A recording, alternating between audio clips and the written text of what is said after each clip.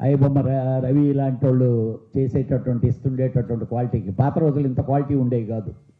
ఇప్పుడు మరీ హెచ్డి క్వాలిటీలు అన్నీ తీసుకొని రిలీజ్ చేస్తే ఆటోమేటిక్గా ఇంట్లో కూర్చొని హ్యాపీగా పకోడీ తింటా పిల్లలతో సరదాగా ఫ్యామిలీతో మాట్లాడుకుంటా సినిమా చూడటం అలవాటైపోయింది. దానివల్ల ఎంత నష్టపోతున్నామో మనందరికీ తెలుసు. మీ అందరి సహకారం కూడా ఉంటే దీన్ని ఇంకా కొంచెం ముందుకు తీసుకెళ్లేదానికి కుదురుద్ది. ఇలాంటి దుర్మార్గుల్ని శిక్ష పడేదాగా లేకపోతే ఇది అరెస్టులు కాదండి, ఎన్కౌంటర్లు చేయాలి.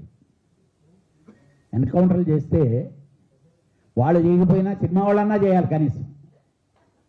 ఎందుకంటే అంటే అంత బాధ వాడికి సంబంధం లేకుండా ఒక సినిమా ఇన్ని కోట్లు ఖర్చు పెట్టి వందల మంది కష్టపడి వాళ్ళ బ్లడ్ని తాగుతుండే లాంటి వాడు బ్లడ్ చూడటం చాలా అవసరం.